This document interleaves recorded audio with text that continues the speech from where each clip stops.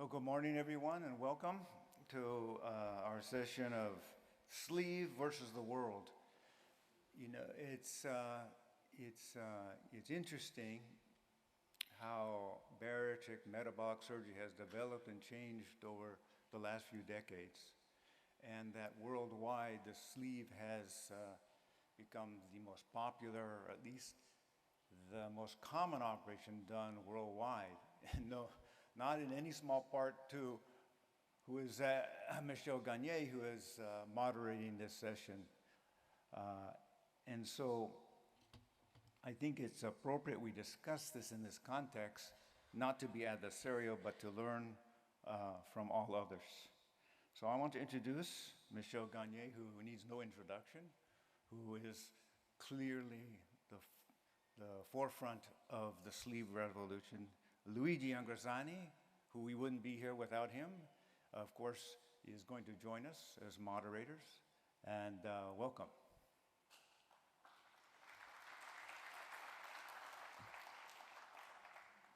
Thank you very much. Welcome to this session, of course, entitled All of the Primary Procedures versus Sleeve.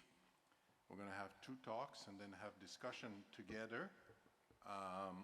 The first is Jane M. Blaisby from UK, who's going to talk on results of the bypass sleeve randomized trials. By-band sleeve randomized trial.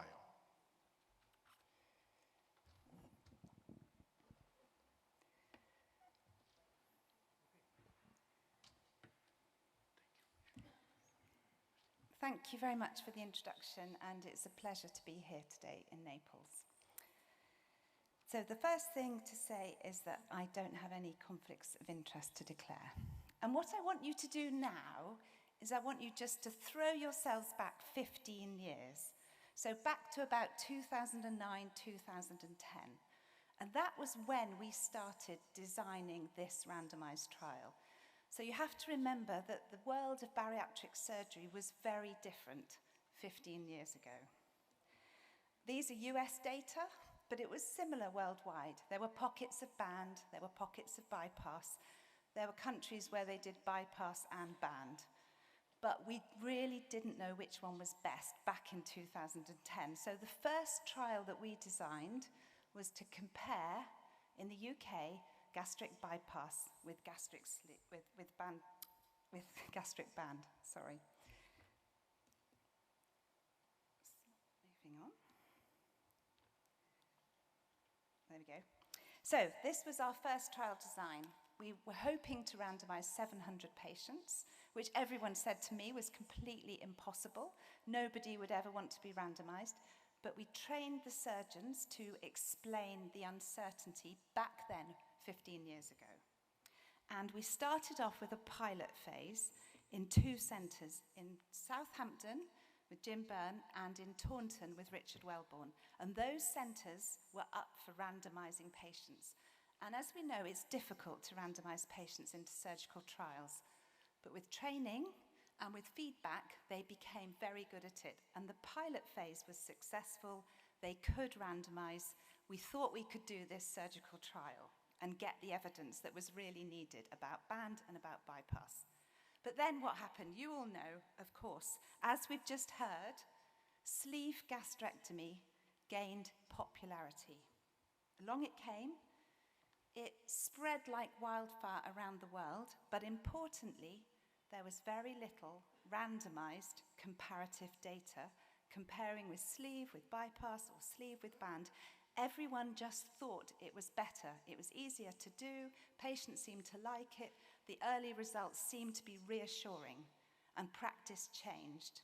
And the big thing I want you to think about today is that correct? Should we change practice without randomized evidence? Is new better?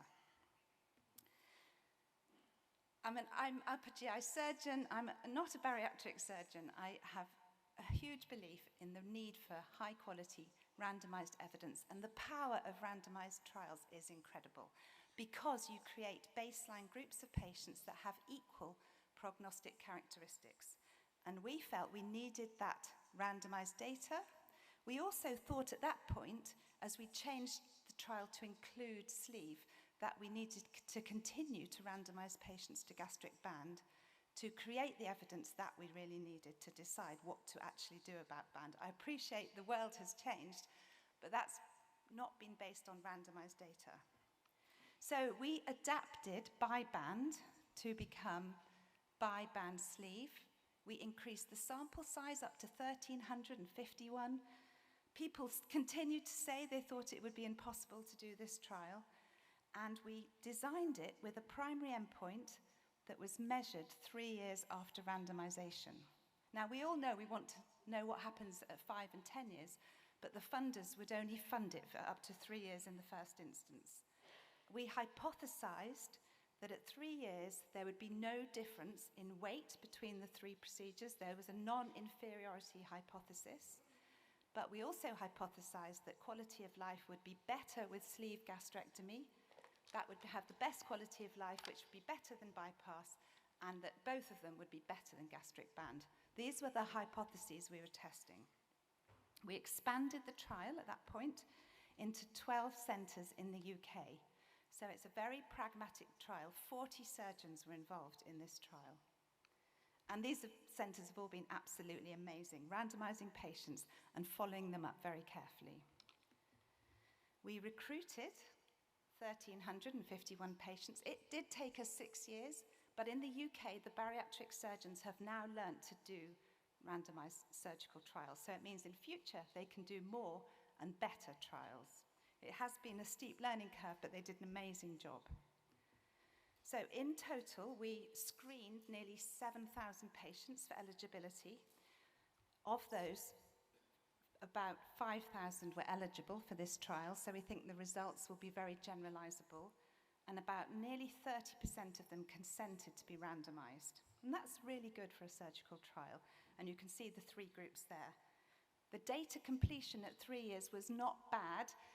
Some people would say it was very good. I'm always very critical of this. I would like it to have been better, but we had quality of life data in about 80% of patients and the weight data in nearly 85% of patients. And of all those patients that were randomized, nearly 10% crossed over, so they did not accept their randomized allocation. Now, 10% in a surgical trial is much better than what's expected usually. Often it's much higher than that. And most of the crossovers did go from band to another procedure, although there was still a good number that went from bypass to another procedure. Okay, so the published data of the baseline differences between the 3 groups are out there in obesity, and they show, as you would expect, that there is no difference in all the characteristics in the patients at baseline, and the patient characteristics are really similar to those of the bariatric patients undergoing surgery in the UK, which is reassuring, and it shows we haven't hand-picked particularly good or poor patients. You can look at the details if you wish. The primary endpoint, as I mentioned, was weight loss, and at the time we did it in terms of excess weight loss. I will also show you the total weight loss data, and quality of life, which our patient group said was very important, was measured with the EQ5D. I'll show you some of the secondary endpoints today. I'll show you some of the safety data. I won't show you the health economic data because of time, and it's very UK-based, but we have analysed all that. And what's amazing about the results of this trial that you're about to see is that they're all consistent. Often when people do randomised trials, either they don't find a positive result, or they find some discrepancies which makes trials difficult to interpret. But what we've seen is an absolute consistent pattern of differences, big differences between these 3 groups that I'm about to show you, which I think gives a very strong, powerful message that we now need to consider its impact on practice. So the comparisons we've made throughout are between bypass and band, between sleeve and band, and critically between sleeve and bypass. I'm going to present you the treatment differences and the confidence intervals. You need to remember baseline is the time of randomization, and the whole thing, as per any randomized trial, shows you data by an intention to treat analysis, apart from the surgical complications, which are procedure specific, of course. Okay, the moment we've all been waiting for. So what I'm going to show you now is a really small little table that shows you the proportion of excess weight loss at 3 years by randomized group. So you've got the proportion of excess weight loss at 3 years post-randomization by randomized group, and there are big differences between these three groups. So you can see here that of our patients randomized, 66% of the patients randomized to gastric bypass achieved 50% of their excess weight loss, compared with only a quarter in the band group and 40% in the sleeve gastrectomy group. These are significant differences. And when we talk to patients about the results of this trial, I think this will be one of the most important things we need to communicate. All three of those comparisons are statistically significant. And when you put this onto this chart, which tries to explain the non-inferiority margin and how that is interpreted, which I'll talk you through, it goes like this. Perhaps not surprisingly, gastric bypass is superior and non-inferior to band, but no surprise, as is sleeve. Sleeve is superior and non-inferior to gastric band. But the key finding of this trial is this result here. Sleeve gastrectomy, in terms of weight loss, is inferior to gastric band. This is a really important finding, and the large size of this trial will mean the results will dwarf other data in systematic reviews. When we put it in terms, as we appreciate nowadays, we talk in terms of total weight loss, we see exactly the same pattern.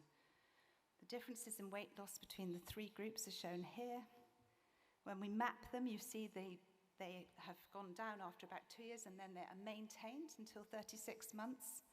We are applying for funding to do the long-term follow-up data. And there are, again, significant differences in all three groups.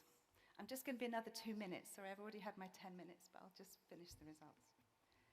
When we look at the quality of life data, we see exactly the same pattern. Bypass produces better quality of life, which is better than sleeve, which is better than gastric band. In the EQ5D, the statistical results are just different in the first two, but when we look at the disease-specific quality of life measures, we see a more marked difference between the three groups. Again, with bypass being superior to leave, which is superior to band. And that's with the impact of weight on quality of life score, which is much more specific. In terms of safety, there's no surprises. I'm going to show you the results from surgery to 30 days and then from 30 days up to the 3-year cutoff point, just the total number of events. Adverse events, you can see in the first 30 days, the sleeve and bypass had similar numbers of adverse events compared to band. No surprise, no differences there. When we look up to the 3-year data, it's gastric band that produces the most number of problems, and sleeve had fewer problems than a gastric bypass. And the differences there are only different between the band group, but there is definitely a difference between sleeve and bypass, with sleeve having fewer adverse events over 3 years. These are just the detailed listed complications, just if you want to pick out any you're interested in. There's no surprises here. There were 40 surgeons that followed expert protocols. We didn't find any particular problems. Okay, so just to summarize, the headline findings from this very large, pragmatic, randomized trial are that gastric bypass is more clinically effective than sleeve gastrectomy and gastric band. Sleeve gastrectomy is more clinically effective than gastric band. So what do we do with this data? Well, I'm absolutely delighted that in the UK we can work together to produce high-quality evidence. By collaborating, it means that we can produce evidence that will inform health policy as well as individual patient decision-making. These data will dominate data from other trials just because of the size of the trial. I think that when we introduce new procedures, we need to do that within the context of a trial, because all those patients in the world that have undergone sleeve gastrectomy have, in theory, possibly been disadvantaged when we look at those 3-year data. If they'd have it in the context of the trial, they would have had a more thorough informed consent process, I suspect, because they're offered all 3 procedures and they consent to randomization to any one of them. And the final point which we can discuss is, therefore, we know that gastric band is not a procedure we'd want to keep doing, but what is the future of sleeve gastrectomy? And we can think about that in the context of this trial. We're following up, we're hoping to get the long-term follow-up data on all the patients. We're applying for more funding to do that now. And I'm so grateful to all the clinical centres in the universities and the NHS that has let us do this trial that we're really pleased about. And we hope that the results will be important to our patients. Thank you for listening.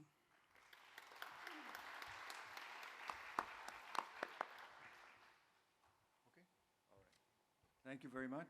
I'd like to introduce our next speaker, Thorsten Obers. Immediate postoperative results of the BEST trial, the Swedish RCT sleeve versus bypass. Thank you, Thorsten. Thank you very much, and thank you for having me also in this session, and thank you to Jane and colleagues for doing this study. We have something similar from the Scandinavian side, and I think we are approaching a little bit, can't you feel that it's a little bit about the moment of truth after an era of sleeve? We might be thinking about the moment of truth to discuss that. I will also present some 2-year data on weight outcome, not just the perioperative, and also revisional surgery. Those are my disclosures and my case mix, which is heavily on Roux-en-Y. This era was where we found ourselves in 2014, which was this huge popularity and wave about sleeve gastrectomy all over the world. And we saw that coming also a little bit later in the Scandinavian countries compared to other countries, but we saw that was climbing out over time and actually surpassing the bypass. We had, as you can see, we had a huge tradition of doing bypass until 2012. And the question was, of course, where are we going? And we can discuss more about that, but we have seen the trend shifting over again already back in Scandinavia. Frequently, I heard that surgeons were saying that my patient requests to be operated with this technique. And I just want to remind us that our information is probably, and our preferences in the way how we kind of tell our patients, that is the usual, the strongest basis for the patients. So I think, like Jane was mentioning, that we're having some kind of internal bias as surgeons also in this. We had those randomized trials, limited sized, SMBOSS and SLEEP study from Switzerland and Finland, with about a little bit more than 200 patients in each, and they were not giving us a clear answer. However, looking back at those data, and I was even reviewing those data for a PhD thesis, and you could read it in different ways, because I think actually, especially with the combined data, those evidence were there, and also in the separate studies, if you looked and considered the intention to treat, where quite many shifted from sleeve to gastric bypass, we kind of had the similar data, but on a much lower power level. So it was interpreted that there was no difference. But looking back and putting those figures in the context of the biband sleeve and the BEST trial, I think we see the same pattern. In our trial, we decided to have 18 years as a cutoff. We had a lower BMI window from 35 to 50. We decided that in the Scandinavian context. They should be suitable, of course, for both sleeve and gastric bypass. They should not have previous bariatric or anti-reflux surgery. They should not have a severe or even moderate GERD. or known hiatal hernia and not inflammatory bowel disease, because there were some controversies around that, so we decided that there were not equipoise in that. We had a similar, a different endpoint, combination of endpoints. We had decided to have a different one, and I don't have the primary endpoint to deliver today, because that's going to be after 5 years. So we are now following them, and quite many of them have come to 5 years. But our hypothesis was that sleeve gastrectomy is non-inferior to Roux-en-Y gastric bypass from a weight loss perspective, and that the gap we said from clinical perspective was 5% difference. And provided that you could reduce the complications with sleeve with a third, substantial, we called it substantial adverse events, coming back to that, that should make sleeve superior. So if it's non-inferior for weight and it's superior for having less complication, then it would be a win all over for the sleeve, so to say. We made a list. I'm not going through that, but that's a list of substantial adverse events. So we decided that these are the things that actually affect the life of a person having had bariatric surgery. And either you have a substantial adverse event that is affecting your life quite heavily, or you don't have that over 5 years, and you will be either a 0 or 1. So that's the design of the study. Looking at the baseline, we had about the double numbers in each group compared to the biband sleeve. We have that now, and 878 in sleeve and 850 with Roux-en-Y. You can see from a randomized study, you will have some slight differences in the baseline characteristics, but they are just random. Otherwise, we have followed exactly the same group of patients over this time and to achieve those data. And I think that's just so important to stress, that when we are comparing apples and oranges and we are saying that we are taking by convenience to different, we are not comparing exactly the same groups. So coming to the data, the perioperative results. First, the operative ones, that there is a slightly longer operation time with Roux-en-Y. In the Scandinavian context, that's about an hour, a little bit more than an hour in mean, and with the sleeve, it's about 3/4 of an hour. And you can see that there is a quite sharp curve in the sleeve, and yeah, it could take 20 minutes, and the bypass could take 30 minutes. That's how it is, but it could also take 2 hours. So this is how it is in clinical practice.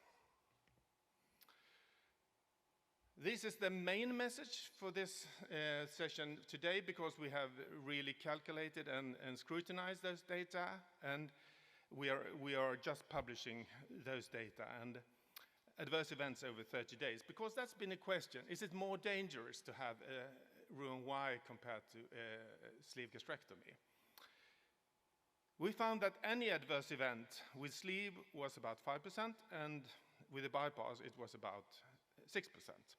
So there was no statistical difference between the procedures in terms of any adverse events. And if you take the serious adverse events, which means basically that you needed another operation or you needed to go to the ICU. By the way, none of the patients needed to go to an ICU, but so this is basically reoperations.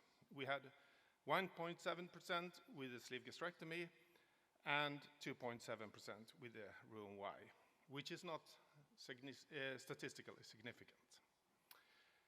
And this actually mirrors the data from the Scandinavian context now in the registry, where we are seeing all patients being operated.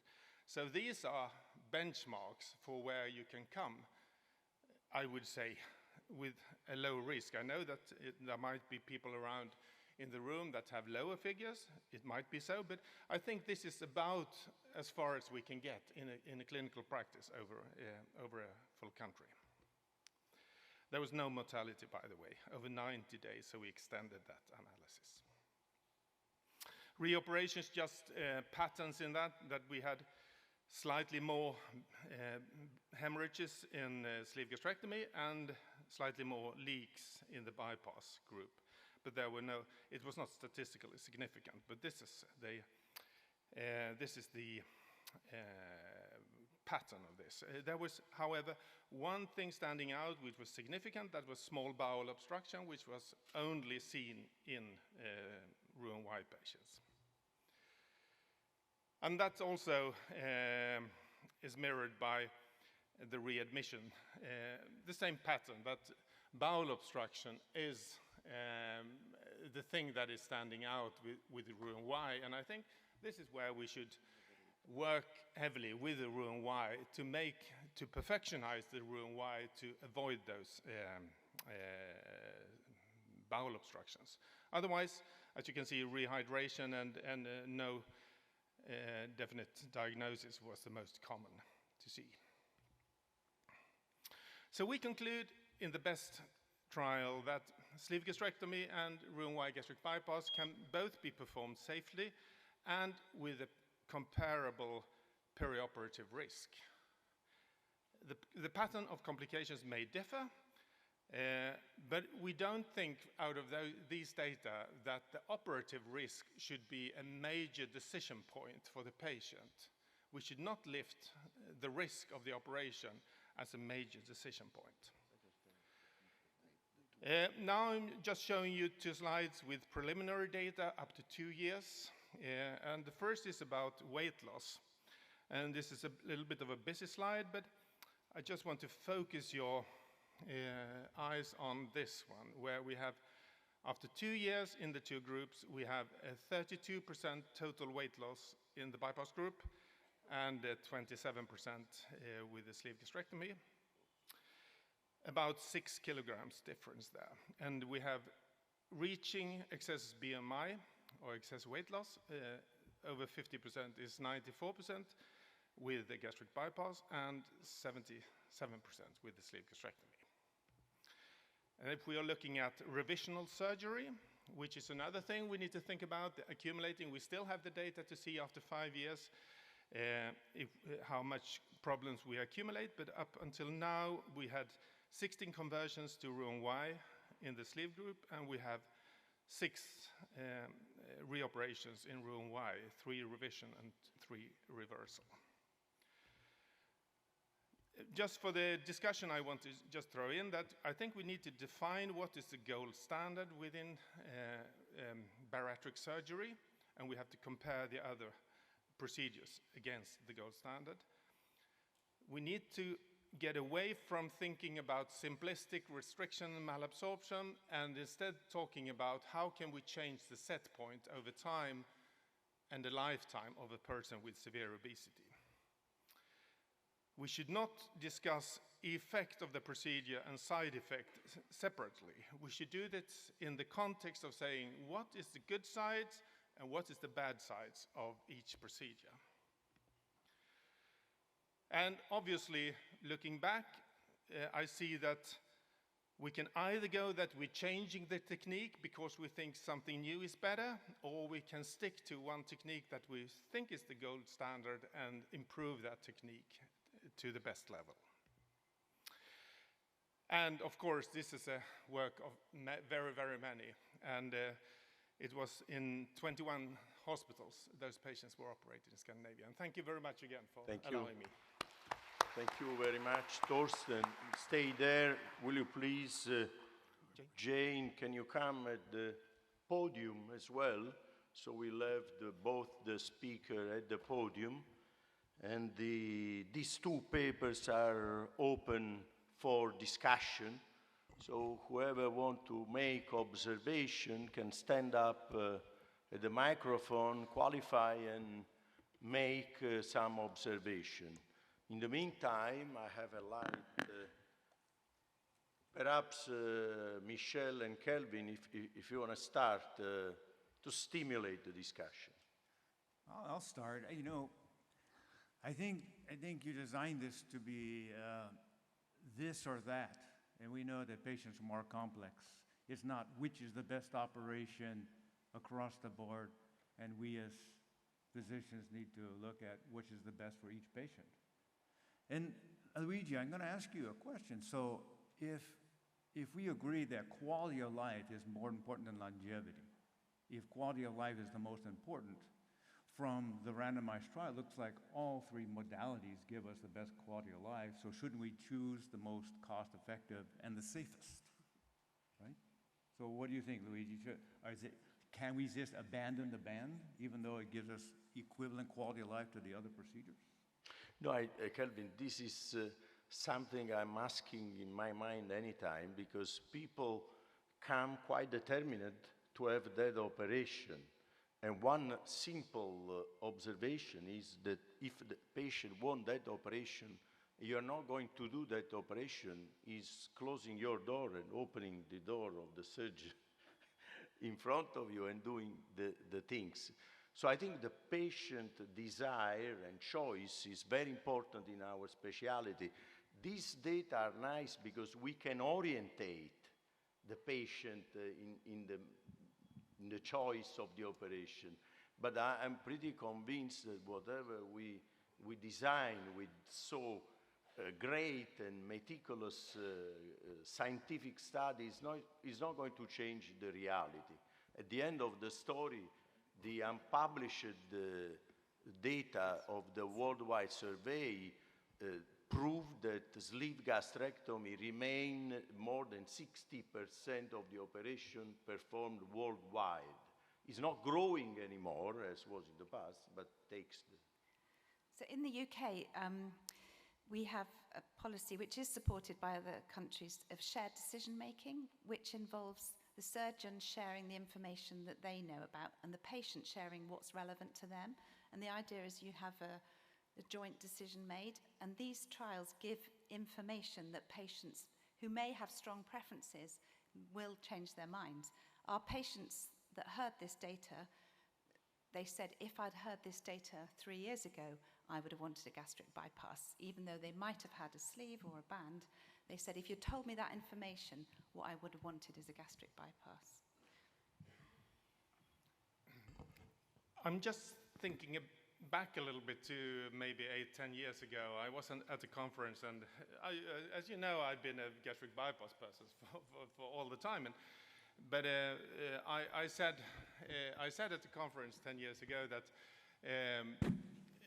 I know that sleeve will have a role in the future of bariatric surgery. I know that. The question is, what role will that be?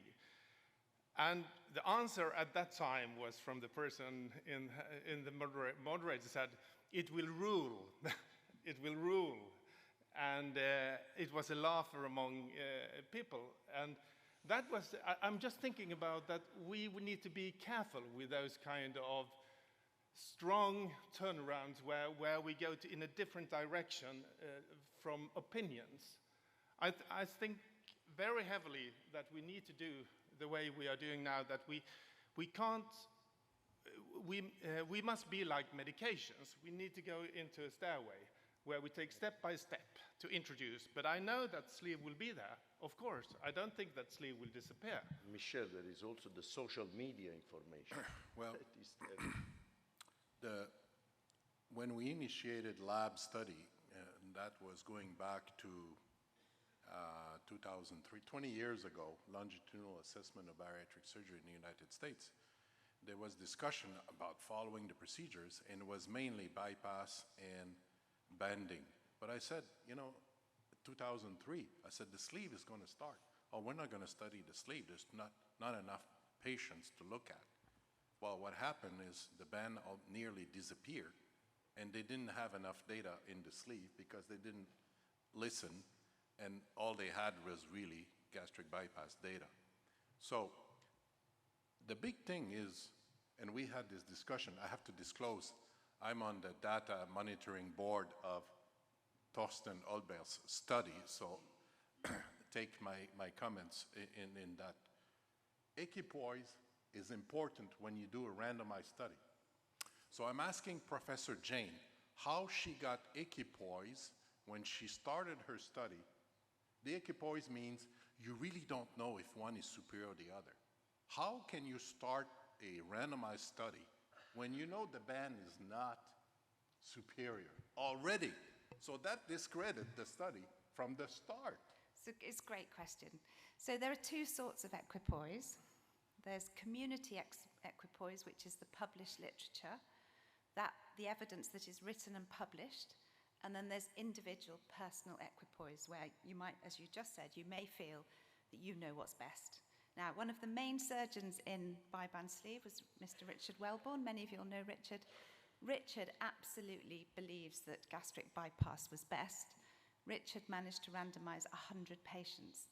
And the way that he did that was he was prepared to park his personal views, to put them, say, well, personally, I think bypass is best, but not to share those, but to share the evidence with patients, the published evidence. And back in 2010, the published evidence was that we really didn't know which one was best. And then you can then create more evidence. Okay. Well, just to finish my question, because I have one for Torsten. All those randomized studies that we've listened and published have been initiated mainly by Roux-en-Y gastric bypass surgeons who believe that probably bypass was better than the sleeve. And that is the honesty, I think, in my opinion. The equipoise, is it still there? And we had been in discussion with Torsten about the equipoise in Sweden, because in Sweden they were only mainly doing Roux-en-Y gastric bypass, and when they started the study, there was small groups doing sleeve, and the experience was very small. So I said, you're going to be comparing a procedure that has little experience with someone with another procedure that has 30, 40 years of experience. So that might be unfair. But to finish your point, you did a randomized control trial comparing switch with bypass, and overwhelmingly, the weight loss of the duodenal switch was way superior. So are we doing these randomized control trials to look at weight loss? Because if we do, we should all be doing duodenal switch. But we're not, because it's too complex. It is very gray.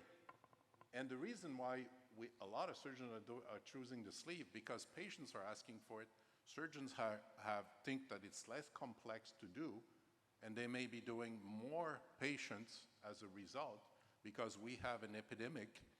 And this comes into the discussion. So when you do a randomized study and you're only really looking at weight loss, you might not be looking at the right answers.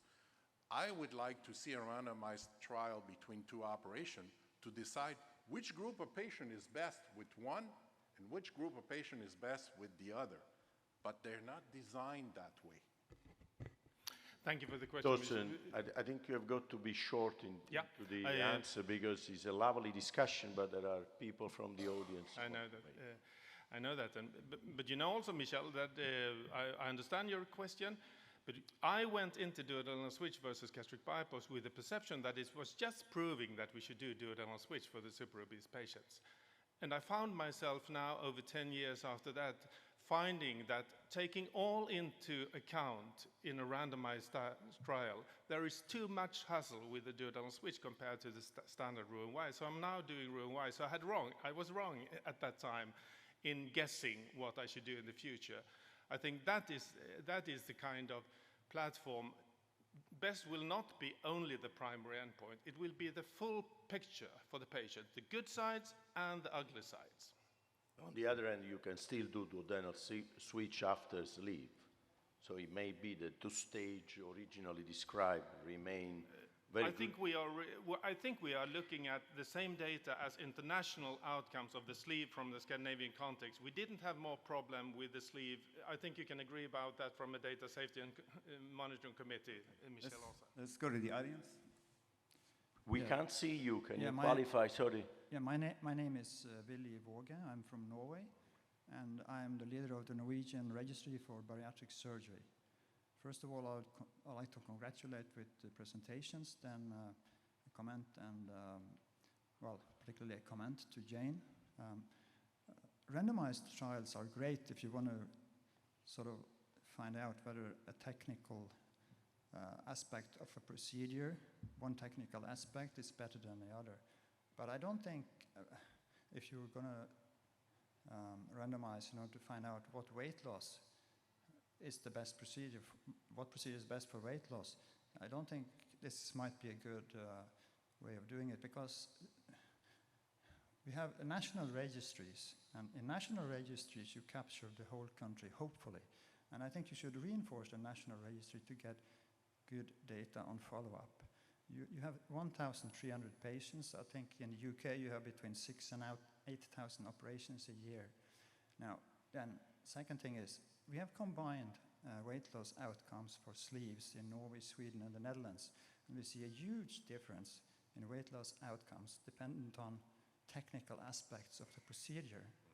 And that's why personally, I basically say, if you have a lower weight loss outcome with the sleeve than with the bypass, then you have an opportunity to improve your sleeves, because the weight loss after a bypass is more or less the same, independent on who is doing the procedure. But with the sleeve, we see a huge difference in weight loss outcome.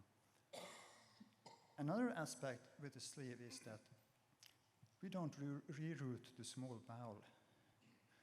So for the rest of the life, there's also a question on how many patients can you avoid rerouting the small bowel on. Then I want to comment on Torsten, and as Michel Garnet mentioned, Sweden has traditionally been a Roux-en-Y bypass country, and I don't know, but I have a feeling that the sleeve, as Jane mentioned as well, the sleeve has been looked upon as a simple procedure, while the Roux-en-Y is more complex to anastomosis. So the sleeve might be performed by younger surgeons who is training for their bariatric surgery, while the bypass is being performed by consultants and very experienced surgeons. So thank you. I think the message was quite clear. Please, quick answer from... I think that what we need to do are randomized controlled trials within the context of a registry, as they've done in Sweden. So we do have the patients randomized because of the power of randomization, but you also get comprehensive long-term follow-up for everyone. In terms of the rerouting, we didn't do that in our study, but we did monitor the quality of surgery, and all those surgeons met the protocol requirements, and we haven't had any concerns. And because so many surgeons were involved with it, that means the results are likely to be what does happen in practice out with the trial. Thank you, Ville. I think I start with the last one, that does this mirror what we can see in the broader context of all results in the country? And we are doing now with those 1,700 patients, we are looking within the registry. We can look at now 15,000 patients and see whether this is actually representative for the full context. And then we will see more details. There was no bias in terms of that the younger surgeons did the sleeves and the other did the bypass. It might be in other contexts, but not in this, not in the randomized trial. And perhaps robotic is going to change the entire field in terms of... Or not, I don't know.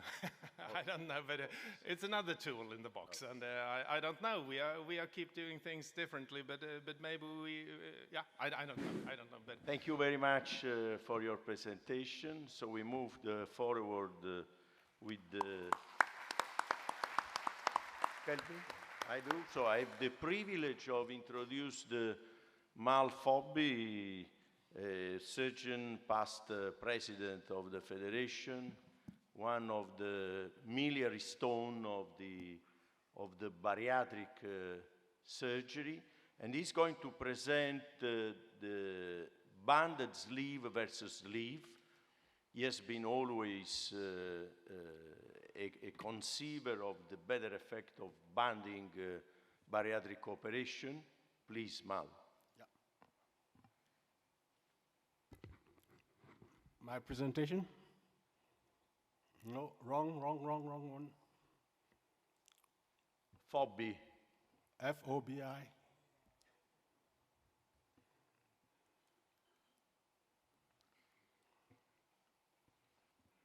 While we're waiting, the concept of, okay, there we go. Those are my affiliations. My only disclosure is that I had a company that produced rings for banding the gastric bypass and the sleeve. And I had a ring gastric bypass performed 12 years ago for diabetes. I still feel the effect 12 years later. This is the total number of cases I did in my private practice before I joined Mohawk, a bariatric center where we do more procedures. And I'm going to talk about the sleeve. And the banded sleeve is only different from the sleeve in that you place a ring proximal, just about 2 to 3 centimeters distal to the gastroesophageal junction. I hope this pointer here. Right there. And this comes from the experience from 40 years ago when we had gastroplasty started. And we realized, and Mason found out that you could increase the restrictive component of the procedure by banding an orifice. And we did show that the banded gastroplasty at that time did much better than the non-banded gastroplasty. And also we found out that the main difference was the weight regain. The weight loss was about the same in the beginning, but ultimately the non-banded procedures ended up regaining weight. I did apply that principle to the gastric bypass, and there have been many reviews about that showing that the difference is the weight loss maintenance.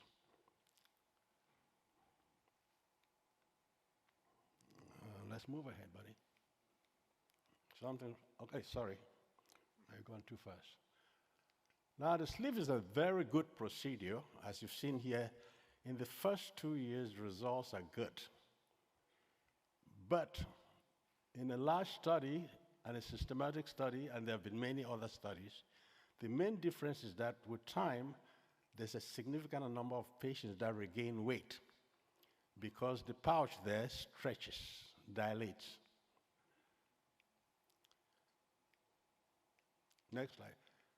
Dilation of the pouch is part of the natural history of the gastrointestinal tract when it comes to bariatric surgery. If you had GI bypass, we found the small bowel dilated, became twice, 3 times the size. Gastric bypass, we saw the pouch dilate. And in the sleeve, you can see that sleeve will dilate as you eat with time. And therefore, the dilatation is going to result in a certain number of patients being able to consume more food. And as they consume more food, they regain weight, and then recurrence of the comorbidities. These are some sleeves where the stomach has dilated back to almost the normal size of the stomach. So the patient is eating as much after the sleeve 3 or 4 years down the road as before. Next. Okay. Now, the main reason for banding the sleeve is to minimize the dilation and reducing the weight regain. That is the point of my talk today. There are about 6 systematic reviews that have been published, and I took the slides out because I cannot accommodate all of them. But I wanted to show one study that was done, comparative study, and what was great about it was that they were able to study their sleeves with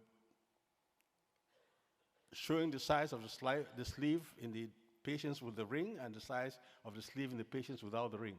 And you can see that that ring there decreases the dilatation of the sleeve. But what was significant in this study is that of the 1,300 cases looked at, 171 of them who did not have the band needed revision, whereas none of those which were banded were revised. Next. You can see here, by placing the band, one of the main advantages is that there's no weight regain. Most of the patients have excess weight loss above 50%, and therefore the weight of the incidence of reintervention is less. Next. Now, this is the Mohawk experience. Mohawk, they do a lot of operations. They've done about 20,000 operations there in the last 12 years. They've done about 3,000 sleeves and 2,000 banded sleeves. And that's how I just want to show you the large.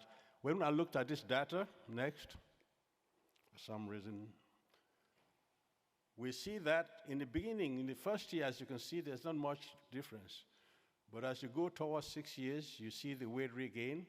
There's a little bit of weight regain after the banded procedure from 39 down to 36, but it maintains way above the level you want. Whereas in the non-banded sleeve, it goes all the way from 30 down to 20. That means you regain at least 1/3 of the weight you lost. And that is the most common reason for revision. And this is a large series. Next. If you look at it in terms of percentage excess weight, you see the same effect. You still see the 82 versus 50% with the banded sleeve. Next. So, we looked at the revision rate. This is not a prospective study. I mean, it's not a randomized study. We just looked at the patients that came back to the Mohawk institution. So there are many patients who might have gone somewhere else when you do 3,000 patients. But for the patients that came back to us, we found out the revision rate in the non-banded procedure was about 8.7% during the period of this review. And in the banded group was only 1.3%. That's almost 5 or 6-fold, which is the main point of banding the sleeve. Next. We looked at the reasons why, what happened when banded the sleeve. In the laparoscopic non-banded procedures, the main reason was weight regain, inadequate weight loss, whereas with the banded procedure, it was band problems. And the band problem was mostly band erosion or slippage of the band. With the band erosion, most of it was treated endoscopically as an outpatient procedure, and then dilated, and the patient went home doing well. With the next. I'm wondering, next, please. This is the other common problem, the band slipped. We had to do laparoscopy to take out the band, dilate it. And in some cases, we replaced the band proximal, and in some cases, since the patients were very unhappy, we didn't do anything. We left them with the non-banded sleeve. Next. So my conclusion is the banded sleeve decreases the incidence of revision surgery after the sleeve by almost 7-fold, because the main effect of putting the band is a loose band around the sleeve. It is non-restrictive for the first couple of years, but beyond that, you feel the restriction and the patient is forced to chew their food before they eat. Next. So, should all sleeves be banded? Well, my humble, irrevocable answer is yes. Kevin Hager, sitting there, performed a banded gastric bypass on me in 2011. 12 years later, I still feel the effect of that ring. I have to chew before I eat. It decreases the amount of food I eat, and I have to choose what I eat. And if you have the banded sleeve, you have to do the same thing, and that is forced behavior modification, and I think you get a better result. I think the sleeve has a place in bariatric surgery, and placing a ring there would enhance the weight regain, decrease the weight regain, and make it a more acceptable procedure. Next. Thank you very much, and thank the staff at Mohawk for working with me.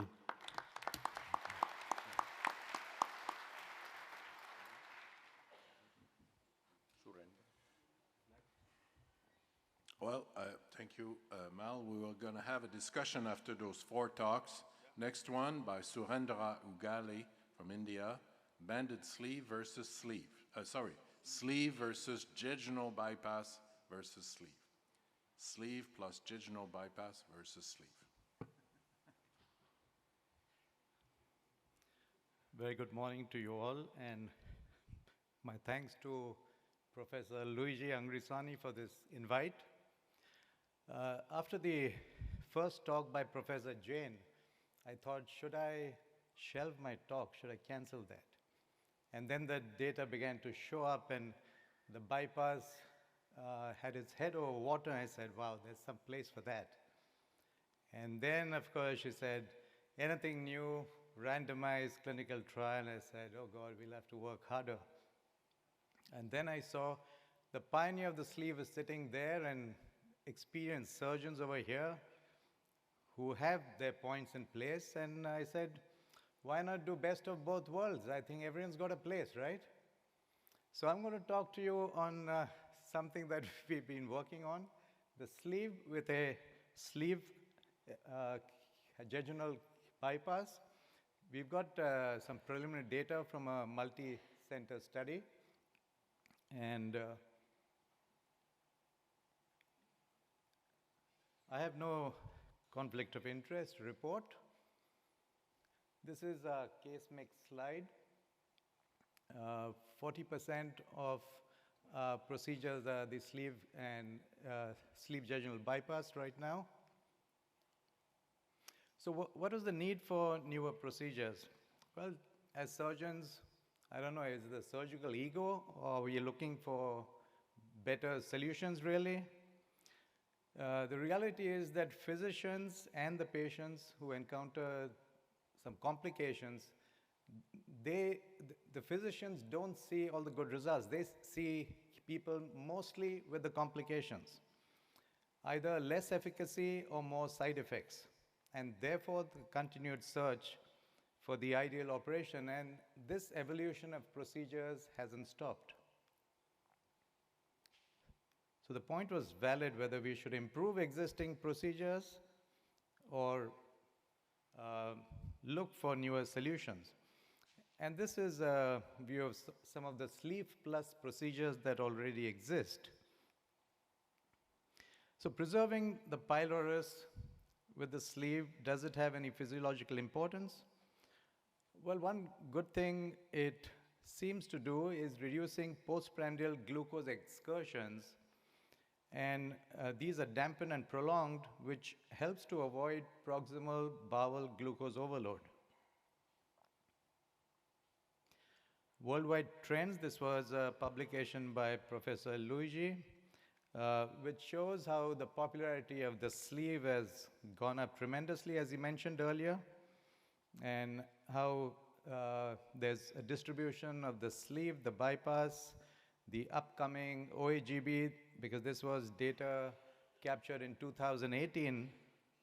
In India, most popular the sleeve, followed by the OAGB, and then the Roux-en-Y gastric bypass.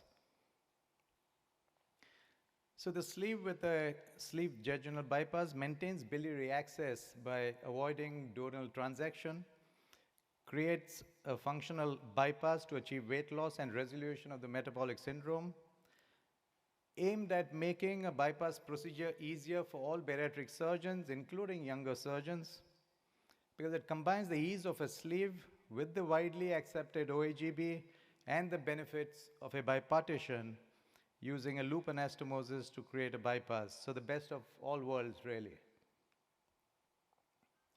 In this, we do a loop anastomosis, usually at 200 centimeters distal to DJ flexure on the jejunum, with the distal aspect of the sleeve using a 45 millimeter blue cartridge firing with endosuturing to close that. The biliopancreatic limb is reduced in length if the total small bowel length is shorter. So we ensure that the common channel is 300 centimeters or preferably longer. We prefer 400 if possible. Leak test always done with methylene blue. And the Peterson space is always closed with non-absorbable sutures. The advantages, again, maintains biliary access, easier. A partial reversal, if at all necessary, is possible with only a disconnection of the anastomosis, keeping the sleeve in place. So as compared to some of the other bypass procedures where you have to reverse the whole thing. Now, possibly there's a reduced incretin effect since there is stimulation of the duodenum. So whatever the anti-incretin factor may be in play. So this is retrospective multi-center data of 112 patients at 3 centers with a follow-up up to 5 years. The demographic data shows a mean BMI of 45.8, diabetes in 65% of these people with a mean HbA1c of 7.5, with the range going up to 16%. The comorbidities and dyslipidemia in this cohort, 61%, hypertension 51, OSA 41, nephropathy just 1 patient, and hypothyroidism. The inclusion criteria we had is BMI more than 30 with or without comorbidities, at least a 12-month follow-up, and who underwent this procedure as a primary surgery.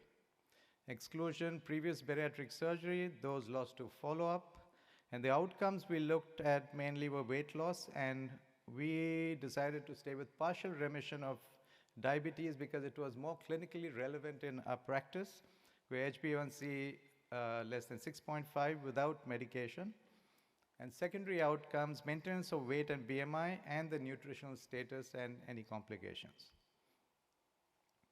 The procedure, laparoscopically 6 ports, there's a staple sleeve, jejunum is marked, measured and marked at 200 centimeters from DJ, 2-limb suture for the site of anastomosis, and a proximal 1 limb to establish the proximal distal aspects.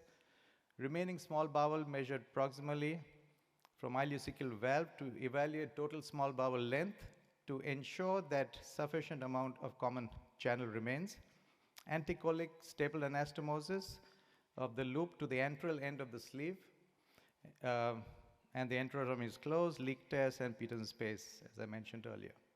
So the bowel lengths measured during surgery, we found the mean of the total small bowel length was 793 centimeters, the range from 530 to 1035. The common limb had 330 to 835, and the BP limb in some of the patients at one of the centers was even 250 centimeters. The results on follow-up, we had a follow-up of 98% at 1 year, 77 3 years, and smaller numbers, but 56% at 5 years. The weight loss, you can see at 1 year, 37.9% was the percentage of total body weight loss. At 3 years, 40%, 5 years, 40.6%. Surprisingly, there was no reduction in weight loss efficacy even with longer lengths of the common limb. So you can see in all the different ranges from 400 all the way to beyond 800 centimeters, the total body weight loss even at 5 years is quite similar. So this meant that you didn't really need to increase the BP limb length just to try and get more efficacy for weight loss. Remission of diabetes, we had 95%, 97, and at 5 years, maintaining at 91%. In the uncontrolled group, we looked at HbA1c more than 8. And in this group also, the mean HbA1c after the pre-op mean of 9.6 was maintained below 6%. Insulin usage only in the beginning is 59% and none required later. Resolution of comorbidities, good for dyslipidemia, hypertension, OSA, all at 5 years. And nutritional stability, this was important. We have to remember that the dural route is also available, probably in spite of the bowel lengths being shorter in some of the patients. And in some patients, as I mentioned earlier, 250 centimeters of the BP limb, but you can see even up to 5 years, there is relatively good stability in all the different nutritional factors. Complications, there was no mortality. Major complications, 2 patients, the quality of life was reduced because of hypoproteinemia and dumping, did not improve with medication, so we did a partial reversal with disconnection of the jejunal loop. I'll just take half a minute, please, with a single stapler firing. So when we compared some of the data with the sleeve and with the jejunal bypass, it seems to do pretty well even at 5 years as compared. Those are the 2 studies we picked up. Remission of diabetes, again, it did really well compared with just a sleeve. So the advantages and conclusion: maintains endoscopic access to the biliary tree, no excluded gastric remnant, important in some countries with high incidence of malignancy, no blind end, easy to perform a sleeve with a single anastomosis. If necessary, partial reversal can be done in a simple manner, leaving a sleeve in place. Nutritional stability, good at 5 years, and this could be positioned as a main bypass procedure in bariatric metabolic surgery. And this is a paper under review for a Journal of Bariatric Surgery, which is the official journal of our Indian organization, OSI. And going forward, we are looking at prospective and the retrospective data. We have a clearance for research protocol through OSI, multi-center data, and hopefully analysis of at least 500 patients, 7 centers which are high volume and OSI centers of excellence, and a follow-up of 7 years. Thank you very much. Thank you very much, Surendra. It's a stimulating presentation. And we now move to the presentation of Professor Luigi Piazza, an Italian surgeon from Sicily, from Catania, one of the best experts in Italy of one anastomosis gastric bypass. He's going to present the thesis and hypothesis why to use one anastomosis instead and sleeve. And this you are going to do in front of Michel Granier. I know it, and I've read it. Thank you, Mr. Chairman. Thank you, moderators. Especially thanks to Luigi Angrisani, my best friend, like you understood. And today we'll talk about ORGB versus sleeve. And we start from 23 years ago with this kind of papers that we read for the first time in 2001 and next in 2005. But you can see, I can read, there is only all the paper that you can read in the literature, they conclude in this way: ORGB is a simple, safe, and effective operation with less operative risk in conventional gastric bypass. And there is no statistical significance in this paper. Only in 2018, thanks to De Luca and Calviniga, ORGB is recognized as like bariatric metabolic procedures and should not be considered as investigation. Today, we can see that ORGB is the second most performed bariatric procedures in Italy, and the third in the IFSO Global Registers report.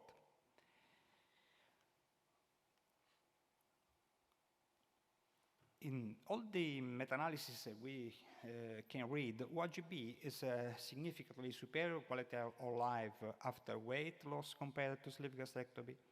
And ORGB led to a statistically significant better percentile of excessive weight loss than sleeve gastrectomy in the first 5 years, and more effective than sleeve gastrectomy in postoperative consequence are compared for 2 techniques. But ORGB was, we can read in the same paper, in the same review, that ORGB was associated with a lower rate of remission in dyslipidemia, hypertension, diabetes, and increased the incidence of girdle leakage. However, as the result shows, we found that the majority of study trials did not produce statistically significant results, like I said before. If you apply the linear mixed model, including follow-up data of 5 years, it could be predicted that patients with ORGB were able to reach a lower BMI and higher change in BMI respectively. And in the same paper, we can read that ORGB patients show at a 5 years follow-up an higher resolution of diabetes and sleep apnea versus sleeve. And in terms of reflux rate, we can see a significantly lower than our sleeve gastrectomy group, just here, in terms of reflux, but we have a nutritional deficiency, that the rate of the nutritional deficiency is higher the ORGB group like suspected. This is the paper of Mario Musella that I think this is the first randomized open label controlled trial, and it takes in account an acid exposure time percentage, resulted significantly higher after sleeve gastrectomy at 12 months versus sleeve gastrectomy. And it's interesting to see the study on endoscopic study that show that if you start from a mild esophagitis with sleeve gastrectomy, like you see here, the same kind of esophagitis, this is the results after 1 year with sleeve gastrectomy and ORGB. It's much better, the results with the ORGB. In the elderly, it seems, okay, in the elderly, it seems to be in the same result. Sleeve gastrectomy, it seems to be superior in terms of reduction of diabetes in the HDL, like versus sleeve gastrectomy. And this is an interesting interesting study on bypass versus sleeve in adolescents. Both surgeries, they concluded that both surgeries are effective and safe for weight loss in the adolescent population. ORGB was associated with significantly fewer GI symptoms compared to sleeve gastrectomy. It's not my personal opinion, but it's that. This is our experience. It's not a big experience. We performed 2,200 procedures, and like you can see, sleeve gastrectomy and ORGB are the same percentual results. But if you look at excess weight loss at 5 years, we get much better ORGB, but in BMI class, there were no difference between the two procedures. And this is our early complication rate that are comparable between the two procedures. And this is our experience in revisional surgery. Was the most used in our experience revisional surgery for sleeve gastrectomy. We can conclude that obviously the ORGB is the third most commonly performed bariatric procedures worldwide. Even at age extremities, ORGB seems to be more effective than sleeve gastrectomy. And ORGB, like procedures, should be preferred in cases of preoperative GERD or mild GERD, low grade, respect sleeve gastrectomy. And like you said this morning, the long-term care of this patient remains challenging every time. I want to remember to myself, Nicola Scopinaro, that for me and for Luigi Angrisani is our chief today. Thank you very much. Thank you very much. Our next speaker is Gaetano Maccazzini, who's going to discuss Diaz versus sleeve. You know, Gaetano makes his way up. It's always interesting to hear why people do things. I think it's almost more interesting to understand why people change the way they do things. Well, first of all, I'd like to thank the kind invitation, Kelvin, Luigi, Michelle. It's very nice to get close to friends again. And my conflict of interest are that sleeve gastrectomy represents less than 10% of my surgeries. Another conflict of interest is that I have a past high experience with duodenal switches. We did over 1,300 switches in the past, and I'll explain why it was in the past. And nowadays, gastric bypass is my daily basis procedure. So just, there you go. So this is an image that came to my mind when I got to talk about this. One is easier to manufacture, easier to drive, requires less maintenance, and fulfills its initial function. But it comes with several limitations during time. On the other hand, you have a sophisticated engine with a lot of accessories, high performance. Not every manufacturer can imitate it, demands more care, and undoubtedly, it's more expensive to maintain. And finally, if you have a reversible problem, probably you'll have to return it and find another car. But let's put aside our passion for cars and go for the topic we came for. Since 2014, sleeve gastrectomy has become a rapidly growing procedure among bariatric surgeons. And the reason of this was easy to understand because it was said it was technically simpler, preservation of anatomical alimentary tract, continuity, and acceptable long-term metabolic effects. But I would like to show here, I think Mao already showed it, but here I put it together on this graph, on this systematic review. It is based on the most pessimistic obesity recurrence numbers from the literature for sleeve gastrectomy, gastric bypass, duodenal switch on weight regain. And what we see here is an alarming difference between the techniques. Another factor that greatly concerns me is that false impression we give to young surgeons that sleeve gastrectomy is an easy technique to perform. As one said, sleeve gastrectomy is the easier surgery to do it wrong. This is confirmed by the fact that surgeons try to associate weight loss with results with increasingly thinner tubes, altering the anatomical structure to the point of messing with the lower esophageal sphincter system, creating problems on the gastric emptying and even esophageal emptying. Other surgeons, for fear to getting too close to the His angle, end up leaving part of the gastric fundus.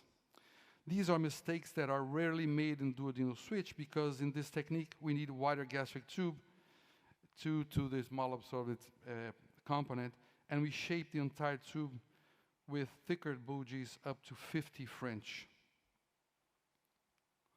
So with so many alterations occurring in the level of the lower esophageal sphincter, it is expected that significant physiological changes related to sphincter contraction, esophageal motility, and increased gastroesophageal reflux will appear. This is systematic review. Novo GERD was observed in up to 69% of cases. And sleeve gastrectomy has been reported in numerous studies as refluxogenic surgery, and in this systematic review, GERD was the main cause of revision surgeries after sleeve gastrectomy.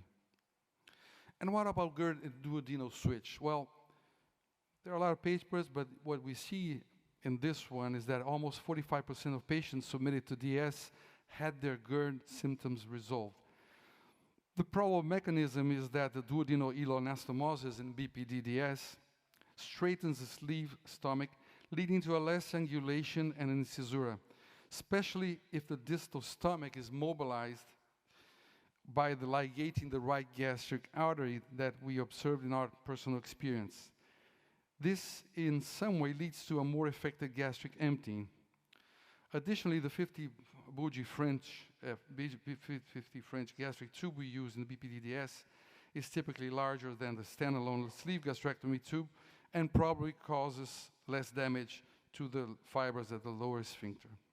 What about the metabolic effects of these surgeries? Well, for sleeve gastrectomy, the overall type 2 diabetes remission, including complete plus partial remission, was 52% in the long-term follow-up. Of the diabetic patients of the long-term follow-up group, only half, or 25%, maintained complete remission at least 5 years and were considered cured according to ADA definition. None of these patients had diabetes more than 8 years or were in use of insulin. And the prevalence of hypertension decreased from 49 to 35 and remained stable in 10 years. And the prevalence of dyslipidemia decreased from 51 to 40, but there was no significant reduction for the hypolipemic medications. On the sleeve pass randomized clinical trial in 10 years remission for type 2 diabetes was 26%, for dyslipidemia 19%, and hypertension only 8%. But in the duodenal switch, how was it? Well, this long-term follow-up study where 151 DS patients were included, resolution of type 2 diabetes were categorized as short-term in 3 years, medium-term in 3 to 5 years, and long-term for more than 5 years. The length of the root limb was 150 centimeters, and the length of the common channel was variable from 100 to 150 depending on the patient's BMI. The overall complete remission was almost 87%. And it's important to notice that the non-insulin dependent group, that the complete remission was 98% with no relapse. In this retrospective analysis, 91 patients who underwent BPDDS for 6 to 12 years, they were stratified according to preoperative diabetes severity into 4 groups, where group 1 used only oral drugs, group 2 patients who use insulin for less than 5 years, group 3 who use insulin for 5 to 10 years, and group 4 who use insulin for more than 10 years. Remission rate after 6 to 12 years varied from 90 to 40% and was dependent on the preoperative diabetes severity. Late relapse occurred only in 3 patients, 5%, and glycated hemoglobin levels were at 9.4 before surgery and decreased to 5.1 after 1 year and stabilized in 5.4 after 6 to 12 years. Here's where the things get a little bit messy for duodenal switches. So, despite being aware of the necessary nutritional care for patients who undergo sleeve gastrectomy, we know that these are basic and easily maintainable precautions. In my experience, this is the Achilles heels of the duodenal switch. And most publications confirm this. The main problem with DS is that the exact amount of vitamins and minerals to ensure sufficient postoperative supplementation is unknown and can be variable among individuals. Another big issue is that severe hypoalbuminemia that is widely described in the literature between 2 and 4%. And here's why everything changes for me. This, on the left side, you can see the Kaplan-Meier curve for follow-up over time. And on the right, our personal experience with our follow-up after 10 years. So we do understand the huge importance of closely monitoring our patients and the potential nutritional complications that can arise even years after surgery. And despite the evolution of our technique, we still have problems following up patients. Due to the long-term nutritional problems in our daily practice, the duodenal switch has shifted from being a routine surgery to an exceptional one. Recently, with SAGE's results and our improved ability to reach our patients more effectively through electronic communication, I believe that with SAGE's, this procedure will gain more recognition and reaffirm its capacity to deliver consistent, safe outcomes.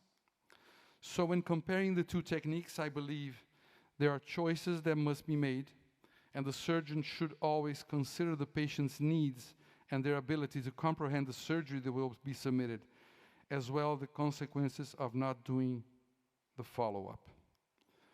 Grazie mille. Thank you very much.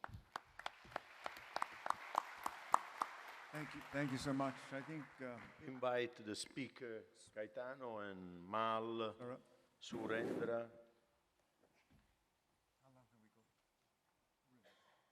Yeah, I think 10 minutes.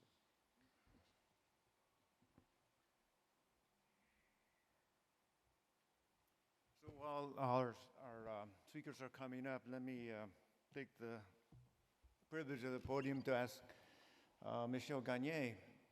You know, some of the data shows that with even gastric bypass, there may be 30-35% patients failing to achieve 50% weight loss. And in my mind, that's still a high number of failures that we need to address. And that should be, how does that factor into our decisions to what operation we should advise, you know? Well, that's why it's not addressed in the randomized control trial comparing sleeve to bypass. You know, the weight regain and which procedure you're going to be doing after sleeve gastrectomy, for example. We have lots of options, and all of those that have been discussed in this session are options for weight regain or combination of reflux weight regain. But for bypass, we still have problems in finding options for weight regain. And I tend to use the sleeve with the caveat that if they fail the operation in terms of weight loss or weight regain, I have some options to give to the patients. And so a lot of these randomized control trials have not been done in the way that the sleeve can have a second procedure later on, because obesity is a chronic disease. But those, for example, if we have weight, you know, I saw recently, we have weight regain after sleeve, we're going to give a drug. That's going to help the patient, he's going to lose weight. But when they're on a randomized control trial, often they're left there, failing the operation, and not giving them a second option. And that should be part, in my opinion, of the trial. The trial should be that if the patient has some weight regain, they should have a second procedure that is really giving them a second chance weight loss benefit. Then we may see that if in gastric bypass we don't have good options for weight regain, it could be that doing a sleeve, even though they have failures of weight regain, still going to be a better long-term option than doing a gastric bypass. So it's not addressed in the randomized control trial. That is the problem today, and that's why people will continue probably doing sleeve. Maybe not. Now, Dr. Phoebe, I have to admit, when I heard about banding the sleeve, I didn't think it was such a good idea. And yet the data is very compelling. And it's similar to banded bypasses versus unbanded bypasses. But less reflux? Can we really believe this data? Well, I can only report what we have experienced.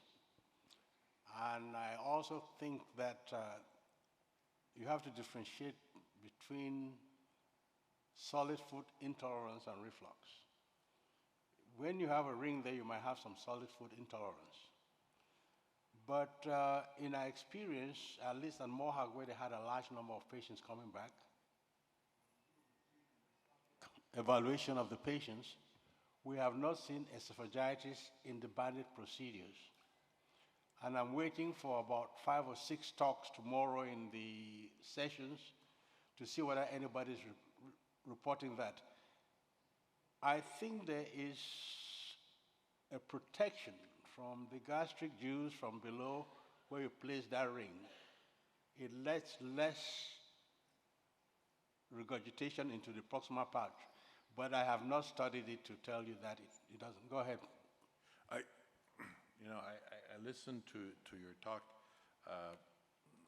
Dr. Phoebe, and I understand that your concept in the presentation, but this was, I think, retrospective studies, patients you had at Mohawk, and if I was going to compare my sleeve gastrectomy in the first 10 years and my sleeve gastrectomy performed in the last 10 years, I would see a weight loss difference between the two, because, and that goes to the equipoise study. My bypass, my first 100 bypass and my last 100 bypass, there's probably a big difference in weight loss also, because operations, the way you do them, it's not a learning curve of 10 operations. It's not even 100. It even improves after 500.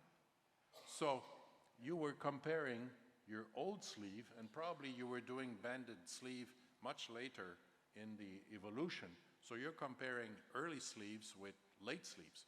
So the problem of this retrospective study is you really need a randomized control trial to do that and have an equipoise.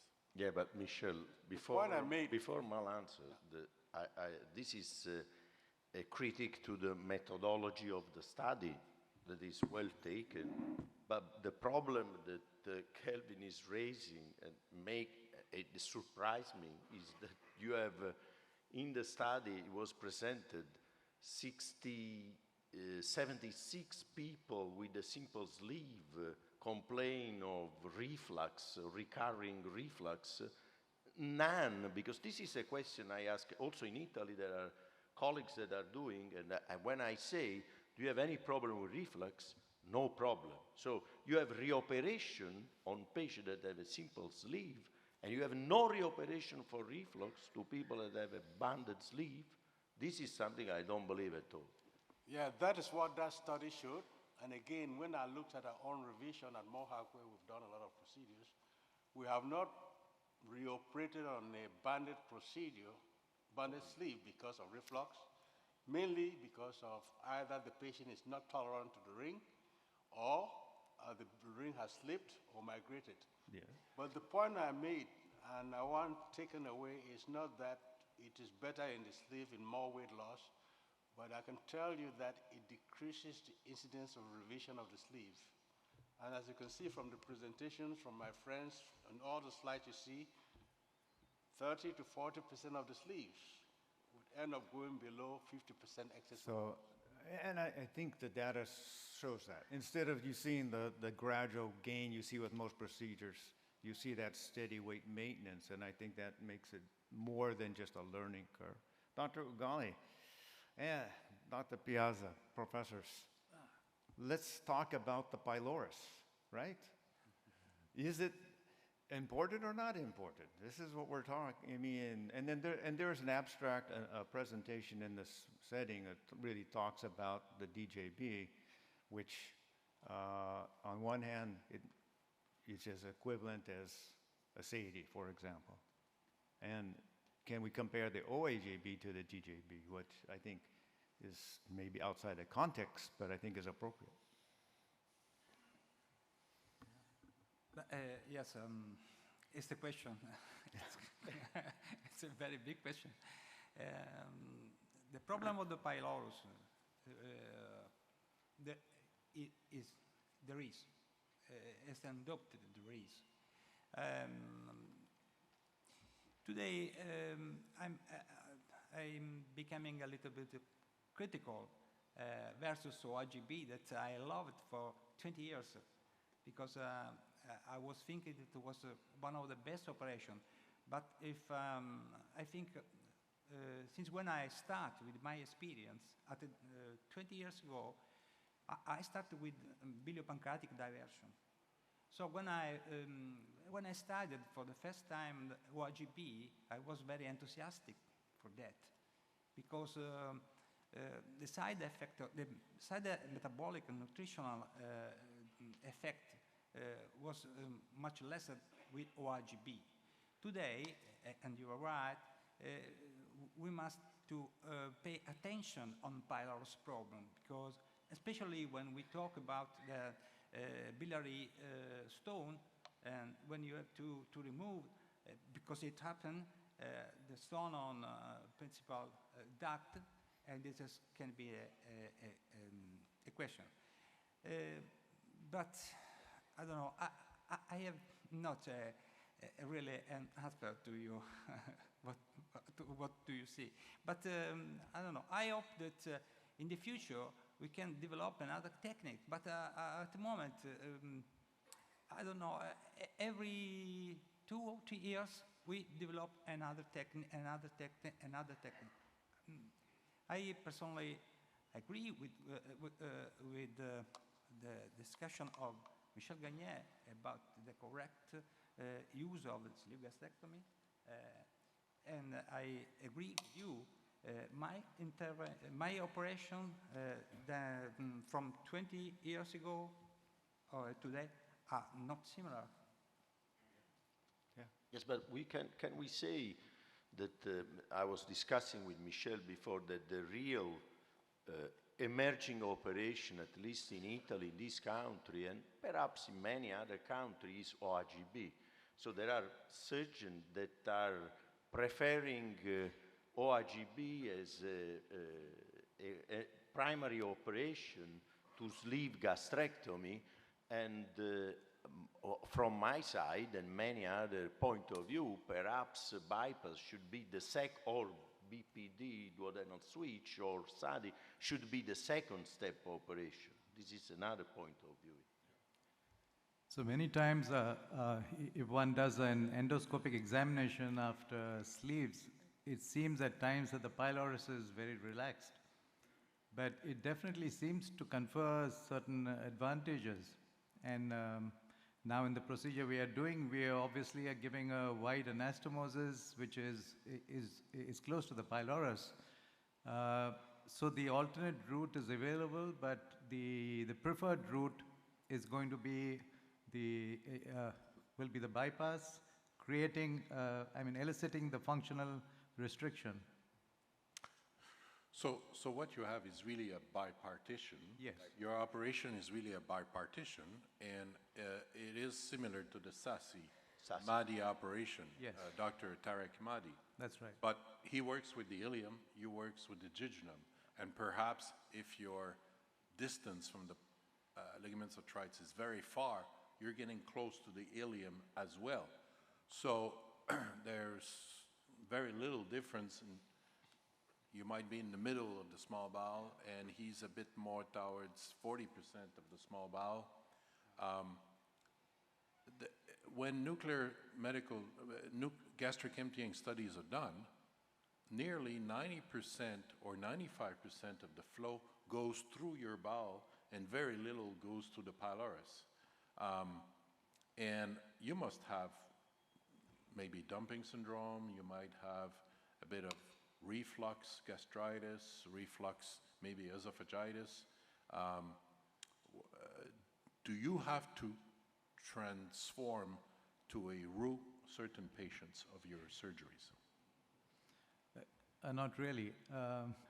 We didn't agree with what Santoro used to do with the bipartition, because he would show in his studies that about 30% of the meal would go through the pylorus. But I agree with you. The preferred route is the bypass. So most of it will go there, and that's what we want for the incretin response and for the ileal break phenomenon.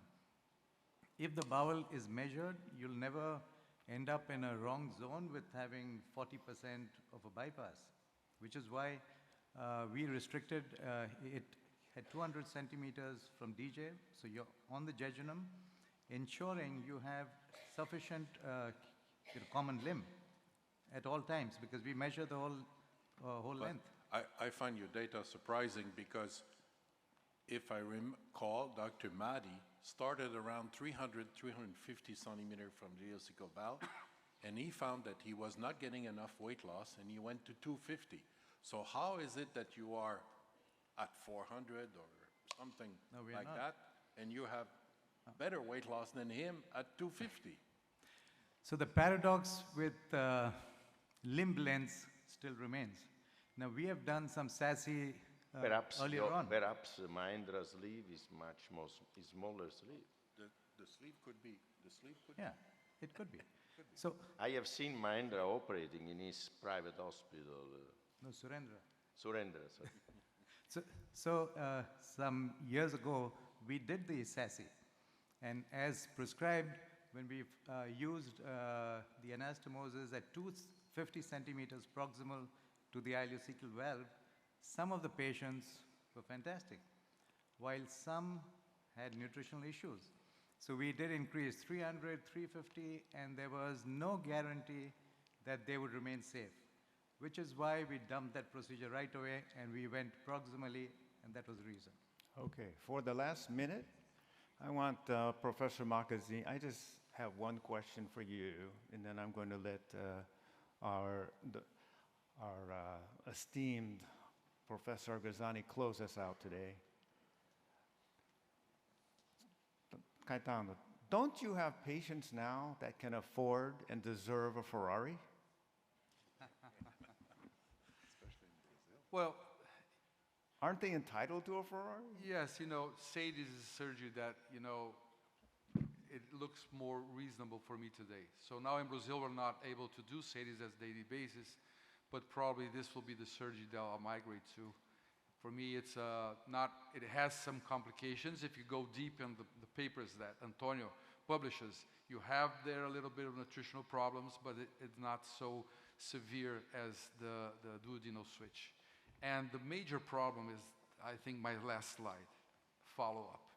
So now, yeah, the problem is that Michel knows that he done a lot of duodenal switches, and suddenly a patient after 8 years comes, he's okay. At 8 years after that, he comes there with a nutritional crazy copper or selenium or all this, it's crazy. So this is like a crazy horse, you don't know when it's gonna kick back. So I believe the SADE is now, and now in Brazil recently was accepted, probably I'm going to go for that. So I do believe they do reserve a Ferrari. But you're going to give them a Porsche instead. Yeah, I love Porsches too. Okay. Professor.